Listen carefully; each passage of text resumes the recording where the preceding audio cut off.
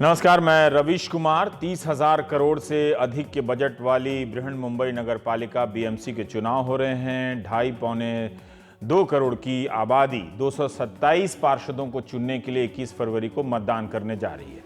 मुंबई में वार्डों का नामकरण संख्या के हिसाब से नहीं होता है, अंग्रेजी अल्फ़ाबेट से होता है। ए से लेकर टी नाम वाले वार्ड होते हैं। वहाँ QIJO नाम के वार्ड क्यों नहीं होते ये मुझे पता नहीं, जबकि ये ए से टी के बीच आते हैं। नगरपालिका चुनाव में मतदान प्रतिशत देखेंगे तो मुंबई के मतदाताओं ने हमेशा ही निराश किया है। अपने सपनों को लेकर मुंबई आने वाले मुंबई के लिए कोई सपना नहीं रखते हैं।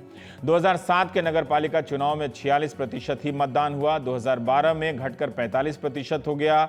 कहीं कहीं तो 40% भी बताया गया है। वोट देने का उत्साह भले न नजर आता हो, मगर चुनाव लड़ने वाले खूब हैं। 13 दलों के 2275 उम्मीदवार पार्षदी का चुनाव लड़ रहे हैं। पब्लिक पार्क, स्कूल, पानी, फुटपाथ, पार्किंग, स्ट्रीट लाइट, न जाने अनगिनत शहरी मसले होते हैं जिसे लेकर शहर के लोग नगरपालिका चुनाव में शिरकत कर सकते हैं। पार्षदों से पूछ सकते हैं पिछला हिसाब अगला वादा।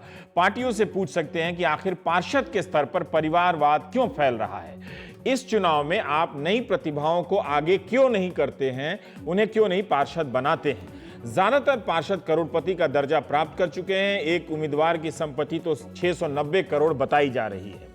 नगरपालिका के चुनाव को लेकर हमारी आपकी बेरुखी का ही ये सब नतीजा है, जबकि स्थानीय अखबार लगातार शहर की समस्या और नगरपालिका के चुनाव की खबरों से भरे रहते हैं। इसके बाद भी मुंबई की सक्रियता मतदान प्रतिशत से नजर नहीं आती है।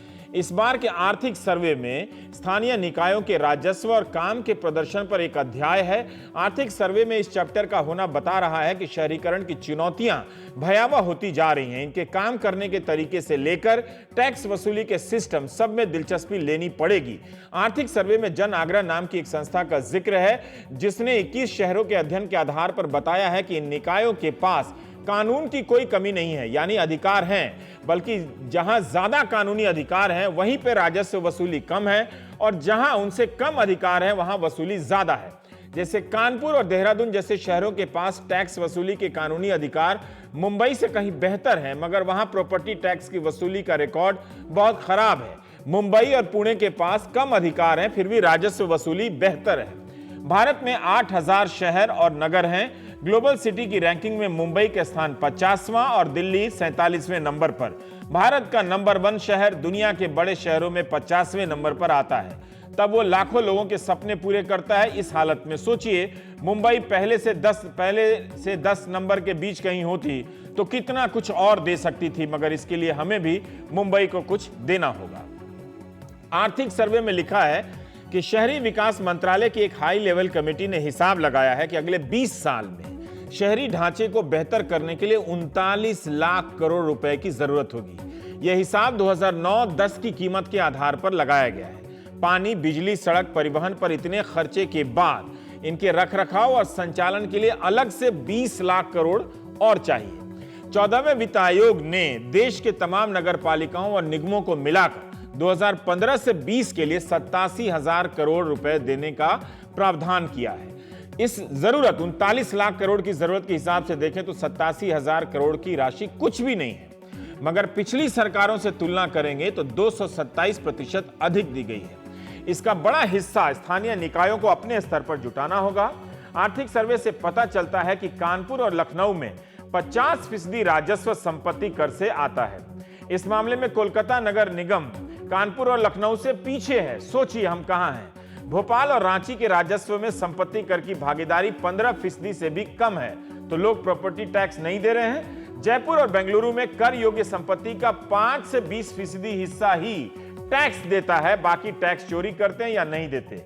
36 शहर 4400 करोड़ का संपत्ति कर वसूलते हैं, जिसे अगर वो चाहे तो अपने सिस्टम को बेहतर कर 22,000 करोड़ रुपए टैक्स से वसूल सकते हैं।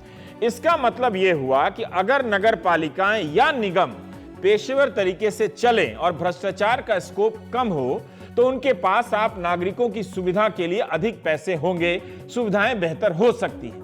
आर्थिक सर्वे में बताया गया है कि जिन नगरपालिकाओं ने ज्यादा राजस्व वसूले हैं, उन्होंने अपनी सुविधाएं बेहतर भी की हैं। अब एक और आंकड़ा आप देखिए, मुंबई में 1 लाख की आबादी पर 895 कर्मचारी हैं, म्युनिसिपल एम्प्लॉय। दिल्ली में 1 लाख की आबादी पर 1260, आपके न्यूयॉर्क में जो जहां जाने का ज्यादा सपना देखते हैं, जहां से ट्रंप साहब भगा देना चाहते हैं सबको, वहां पर 1 लाख की आबादी पर 5338 कर्मचारी हैं।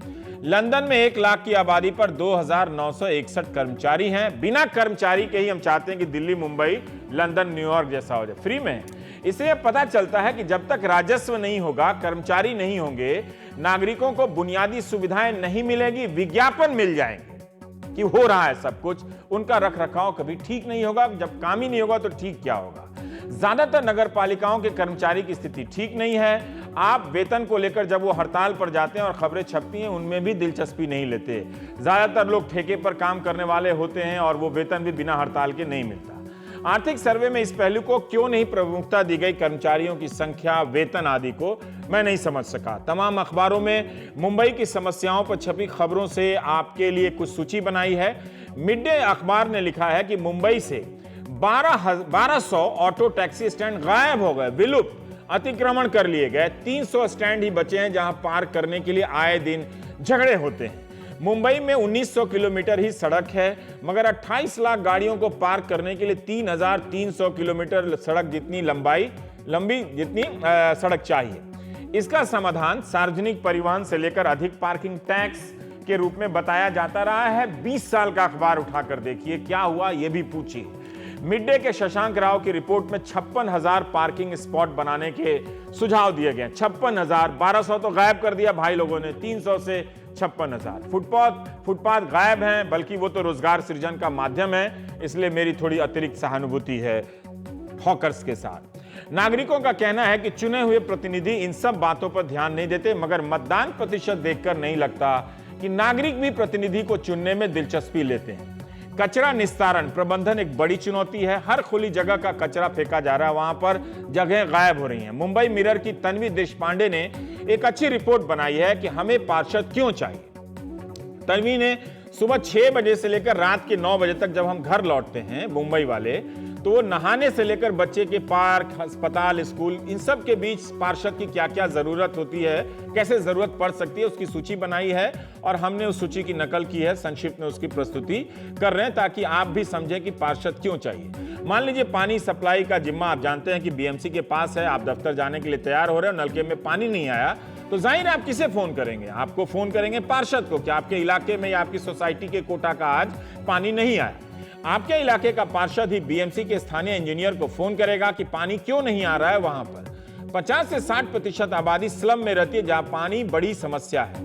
लोकल पकड़ने के लिए, ट्रेन पकड़ने के लिए आप बेस्ट की बस पकड़ने जाते हैं, मगर बस काफी देर से आती है या भरी हुई आती है, तो स्थानीय पार्षद ही बीएमसी में दबाव बनाएगा कि आपके इलाके में और बसों की जरूरत है। 40 लाख लोग बेस्ट की बसों में सफर करते हैं। अगर इतने लोग अपने अनुभवों से वोट कर दें तो ये नेताओं की जो दादागिरी है और ये झूठ बोलते रहते हैं, उनकी हालत खराब हो सकती है। फुटपाथ पर अतिक्रमण है तो तस्वीर लेकर आप पार्षद को भेज सकते हैं कि आप सुधार क्यों नहीं करवा रहे हैं। अगर आपको लगता है कि किसी इमारत में या होटल रेस्तरां में फायर सेफ्टी के नियमों का पालन नहीं है, तो आप उस पार्षद से कह सकते हैं कि और वो पार्षद इमारत की जांच करवा सकता है। आपके इलाके की सड़क अगर खराब है तो पार्षद की जिम्मेदारी बनती है कि अच्छी सड़क की व्यवस्था कराए। वही नगर पालिका की कमेटी के सामने में अर्जी देगा, प्रस्ताव पास कराने का दबाव करेगा और फिर योजना लेकर आपके इलाके में आएगा। मुझे अखबार का यह प्रयास अच्छा लगा कि कम से कम हर लोगों को बताने का, जितने लोग अंग्रेजी पढ़ते होंगे मुंबई मिरर मुंबई में, उनको पता चले कि हमें पार्षद क्यों चाहिए। अव्वल बहुत सारे लोगों को पता नहीं होता कि हमें विधायक क्यों चाहिए। विधायक को भी नहीं पता होता कि वो विधायक क्यों बन रहा है। वो गिने जाने के लिए बनता है ताकि सरकार बन जाए। मुमकिन है बहुत सारे पढ़े लिखे लोगों को भी ये ना पता हो कि पार्षद को वोट क्यों करें और क्यों नहीं करते हैं, मगर आए दिन परेशान मुंबई से वे भी परेशान होते हैं, तो वोट क्यों नहीं देते। हम प्राइम टाइम में बात करेंगे। निखिल वागले हैं हमारे वरिष्ठ पत्रकार, श्रीकांत विश्वनाथन है सीईओ हैं जन आग्रह के। आपका अध्ययन बताता है कि आप लोग नगर पालिकाओं के अधिकार, कानूनी दायरे, उनके सिस्टम को काफी कुछ समझने का प्रयास करते हैं, तो उस हिसाब से आप कुछ हमारे दर्शकों को आप जागरूक कर सकते हैं। सुधीर बदामी साहब हैं, आप शहरी विशेषज्ञ हैं, परिवहन पब्लिक ट्रांसपोर्ट को लेकर अध्ययन करते हैं, आईआईटी मुंबई से जुड़े हुए हैं। तो निखिल साहब, पहला सवाल आप ही से कि अखबार देखकर तो नहीं लगता वहाँ मुंबई के कि इन समस्याओं के मुद्दों के कवरेज की कमी है। फिर भी क्या ये हमारी अपना गिल्ट है क्या कि हम हर समस्या को हर चुनाव में उठाते हैं कि पार्किंग नहीं है, वही अतिक्रमण है। लोगों को कोई इन अतिक्रमण से और पार्किंग से परेशानी नहीं है। अगर परेशानी होती तो हमें ये स्वीकार करना चाहिए कि वो वोट देकर जाते उसके समाधान के लिए। लोगों को परेशानी तो है, लेकिन लोग कि जो पार्षद वो चुन के दे रहे हैं वो इन समस्याओं का हल करेंगे। मुझे लगता है मुंबई के जो नागरिक है उनको यहाँ की जो पॉलिटिकल सिस्टम है, बीएमसी की सिस्टम है, उसके ऊपर विश्वास ही नहीं है। ये शहर कैसे चलता है ये मेरे मन में प्रश्न है। पिछले 50 साल से मैं इस शहर में रह रहा हूं और हर दिन मैं इस शहर को मरते देख रहा हूं। कुछ नहीं हो रहा है यहाँ, कचरे का नहीं कुछ नहीं हो रहा है, रास्ते का कुछ नहीं हो रहा है, यहाँ की पानी की व्यवस्था जो है वो सबसे खराब है। और चुनाव तो हर 5 साल होते जा रहे हैं, तो हमारे पार्षद क्या करते हैं, उनके ऊपर नागरिकों का दबाव क्यों नहीं है, ये बिल्कुल ही महत्वपूर्ण सवाल है जिनके बारे में चर्चा होनी चाहिए। लेकिन इस चुनाव में भी राजनीतिक गाली गलौच हो रहा है और कुछ नहीं हो रहा है। पर जो मीडिया की रिपोर्टिंग हो रही है कि अलग अलग इलाकों में मैंने एक टीवी चैनल भी देखा, मैजिक ब्रिक्स, उसमें भी देखा कि वो अलग अलग वार्ड में उसके संवाददाता जाते हैं और उसकी समस्याओं को लेकर बहस कर रहे हैं। मुंबई मिरर की खबर को भी देख रहा था, तो इन सब को पढ़ने वाले को वो देख नहीं रहे हैं क्या कि वो पार्किंग की स्पेस नहीं है, या वो भी उसमें अपराधी है। पार्षद के साथ साथ गाड़ी खरीद के अगर मुंबई की जगहों का अतिक्रमण कर रहा है तो वो नागरिक जो मतदाता है वो भी अपराधी है। तो अब इन सब चीजों से उम्मीद छोड़ गया है वो। मुझे मालूम नहीं, सचमुच मैं ये इस सवाल का जवाब नहीं दे सकता। एक जमाने में इस शहर में नागरिकों का आंदोलन था, सिविल सोसाइटी आंदोलन था। आज मैं कहीं वो दिख नहीं रहा हूं। 5 साल के बाद हम चुनाव में मतदान करते हैं, लेकिन 5 साल में हमारे कॉर्पोरेटर्स क्या करते हैं इसके बारे में हमें कुछ मालूम नहीं होता। आज का चुनाव देखिए, ये चुनाव शिवसेना और बीजेपी इनके बीच में आरोप प्रत्यारोपों की एक लड़ाई हो रही है। इसमें कोई समस्या के बारे में कोई बात नहीं कर रहा, ना कि उद्धव ठाकरे बात कर रहे, ना कि देवेंद्र फडणवीस बात कर रहे। ये इस शहर, इस देश की आर्थिक राजधानी है मुंबई, लेकिन इस शहर की समस्याओं के बारे में कोई कुछ नहीं कह रहा। और हम जो सिटीजन्स खुद को समझते हैं, नागरिक है, वो भी कुछ नहीं कर रहे, वो हताश होके बैठ रहे। मुझे सचमुच इस पर मैं बिल्कुल इस पर मुझे घिन आती है, क्योंकि नागरिकों की ये जिम्मेदारी है, अपने पार्षद काम कर रहे नहीं ये देखे, लेकिन हम सिटीजन से ये देख नहीं रहे, तो क्या करेंगे इसके बारे में। बहुत ही हताशा की अवस्था है। सुधीर साहब, मैं जानना चाह रहा था आपसे, अगर आप बता सकें कि बेस्ट मुंबई की जो बसें हैं उनको लेकर आप लोग लगातार लिख रहे हैं, अध्ययन कर रहे हैं। इतने चुनाव दर चुनाव जो मुंबई की जो पब्लिक ट्रांसपोर्ट की व्यवस्था है आबादी के अनुरूप, मतलब हमें उसका ध्यान रखना चाहिए कि उस शहर की आबादी लगातार बढ़ती है, इस बीएमसी के प्रयास से उसमें कुछ सुधार होता है, नंबर एक। दूसरा, जो 40 लाख लोग चलते हैं तो जरूर इन बसों के खराब होने या अच्छे होने के अनुभव से गुजरते होंगे। क्या ये लोग किसी स्तर पर दबाव बनाने का प्रयास करते हैं और ये राजनीतिक दलों की जबान में, उनके मैनिफेस्टो में रिफ्लेक्ट होता है, उसमें दिखता है? मुझे लगता है कि जो कमिटी है बीएसटी की, हाँ, बीएसटी क्या महापालिका के अंडरटेकिंग है, तो ये कमिटी जरा हताश होती है क्योंकि बीएसटी बराबर चल नहीं रही है। न चलने का कारण बहुत कुछ है।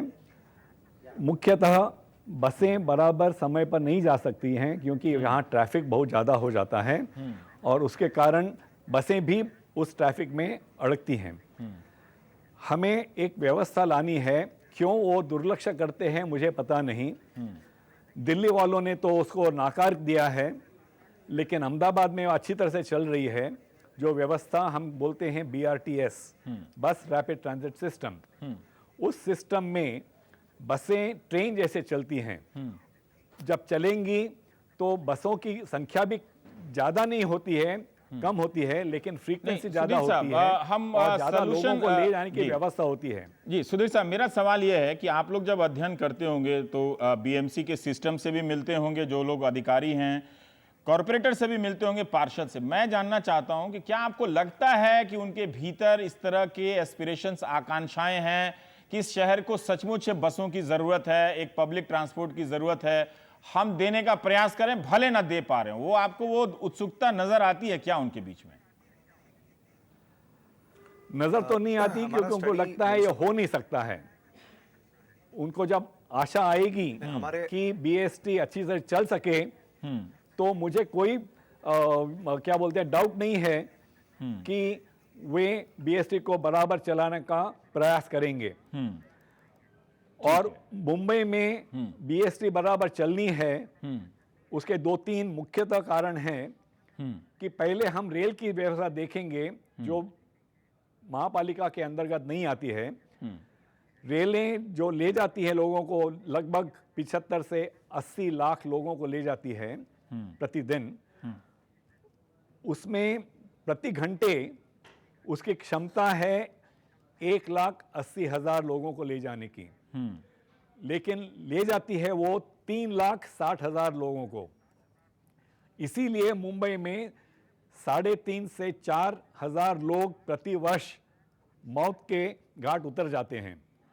वो हमें ध्यान रखना है, और वो किस तरह से कम करना है वो प्रयास तो कर रहे हैं, लेकिन ये सब तभी हो सकता है जब मुंबई में दूसरा पब्लिक ट्रांसपोर्ट का अलग व्यवस्था लाएं। जब वो लाना है तो वे कभी हम केवल मेट्रो की बात करते हैं, और मेट्रो तो आने के लिए बहुत साल लगेंगे।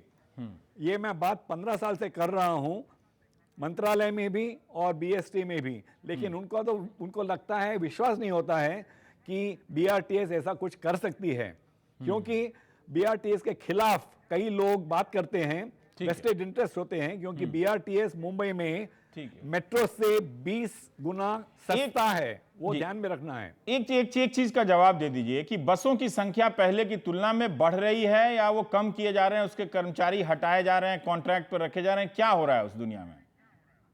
बसों की संख्या लगभग वही रह रही है, क्योंकि जो कोई नए बसें आती हैं वो रिप्लेस कर रहे हैं पुराने बसों को। यदि बसों की संख्या बढ़ाई तो भी एक ही चीज होगा, बीएसटी और घाटे में जाने लगेगी। मुख्यतः बीएसटी को रिवाइव करना है, प्रॉफिट में लाना है, तो बीआरटीएस को ही लाना पड़ेगा, नहीं तो ये नहीं हो सकता है। जरा विचार करेंगे और हमारे जैसे उत्साही लोगों को जरा मीटिंग में बुलाएंगे तो कुछ हो सकता है, लेकिन वो तो बुलाते हैं ही नहीं। बुलाते नहीं है। हाँ, उत्साह वैसे नहीं वो है आईआईटी का नाम दुनिया भर में लेते हैं कि हमारे पास आईआईटी है, उसके प्रोफेसर को नहीं बुलाते। मुंबई में कौन चलाता है? मुंबई महापालिका नहीं चलाती है, मुंबई चलती है मंत्रालय से। ठीक है, ये कैसा डेमोक्रेसी है? लोकल गवर्नमेंट में होना है कि नहीं? जी श्रीकांत जी, मैं अभी लोकल गवर्नमेंट का इन्होंने जिक्र किया सुधीर साहब ने, मैं थोड़ा अपने दर्शकों के लिए जानना चाहता हूं। हम पार्षद से उम्मीद करते हैं, जो ये जीत के बीएमसी के काउंसिल में जाते हैं, इनकी मीटिंग होती है, तो क्या पार्षद अपने अधिकार को समझता है?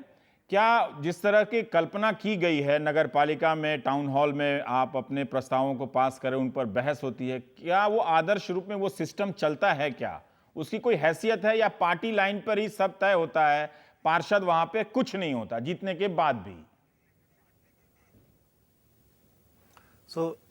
हमारा स्टडी ये बताता है कि ये एक नगरीय प्रशासन का मामला है, ये नगरीय प्रशासन का समस्या है, और इसके 4 मूल कारण हैं, और वो 4 कारण है अर्बन प्लानिंग, जो हम लोग शहरी नियोजन बोलते हैं, और दूसरा है अर्बन कैपेसिटीज और रिसोर्सेस, जिसको क्षमता का समस्या है। तीसरा है राजनीतिक प्रतिनिधित्व का, जो काउंसलर्स हैं जिसकी बात आपने अभी की, क्या वो अपने ड्यूटी समझते हैं, क्या उनके पास पावर्स हैं?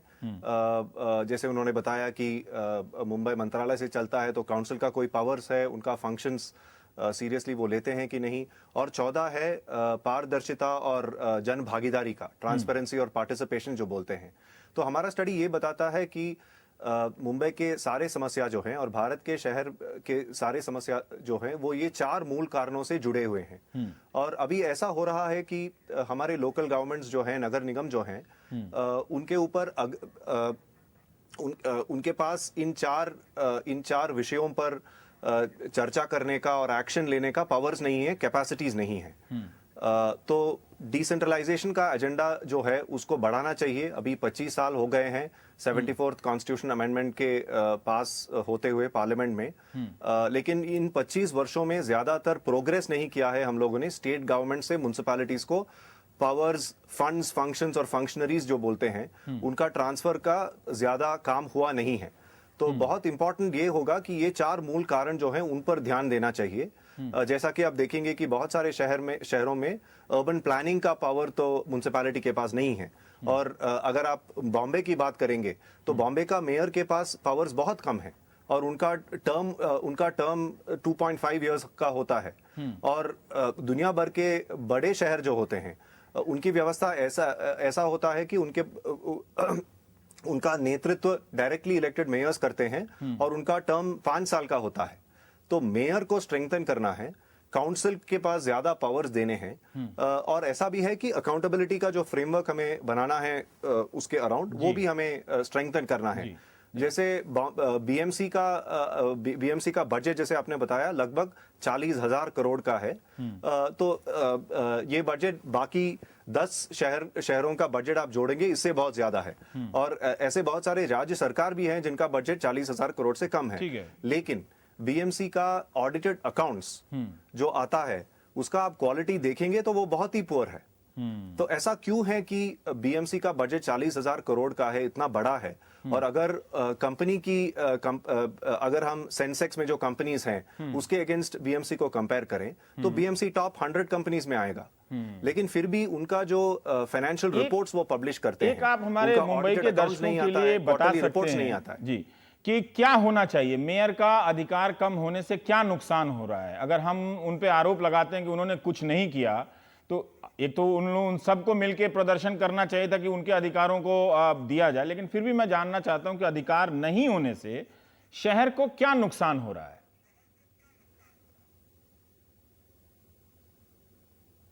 आपने मुझसे सवाल किया? जी, आपसे पूछा मैंने। मेयर को अधिकार नहीं होने से क्या नुकसान हो रहा है शहर को? जी अच्छा, तो पहली बात यह है कि जो इकोनॉमिक सर्वे में भी बताया गया है, आज हमारे शहर में यह व्यवस्था है कि गवर्नेंस बहुत ही फ्रैगमेंटेड हो चुका है।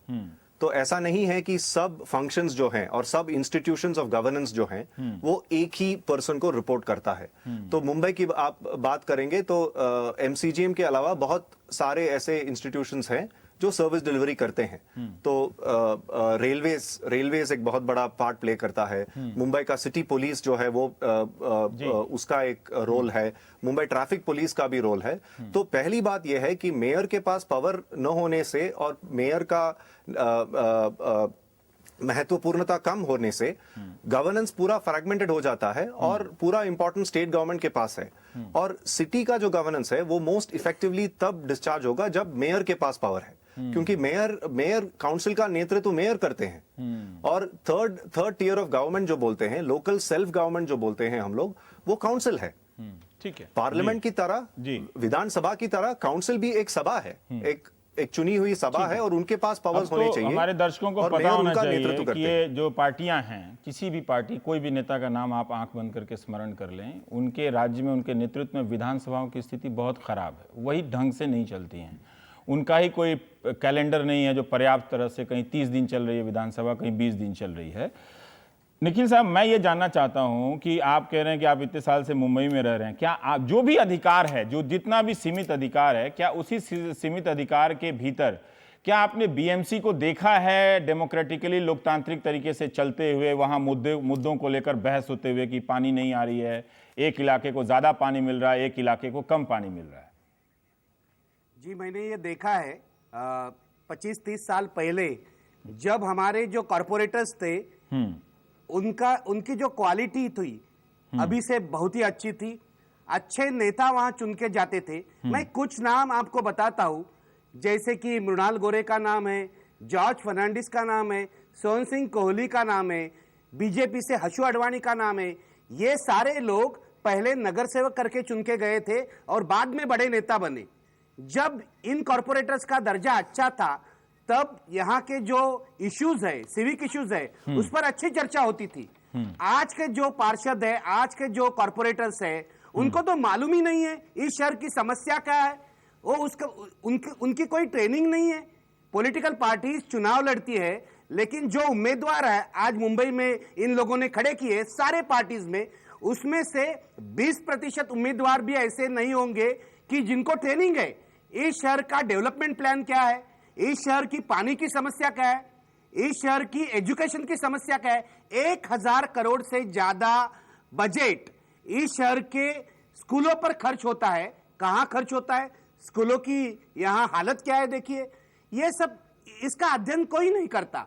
मुझे लगता है जो सीमित अधिकार है उसमें भी अच्छा काम हो सकता है, लेकिन quality of corporators, quality of elected representative जो है वो आज ठीक नहीं है। गुंडे चुन के जाते हैं, वहां एक रैकेट बनता है, पूरे 5 साल तक ये लोग रिश्वतखोरी करते हैं, तो शहर की और कौन देखेगा।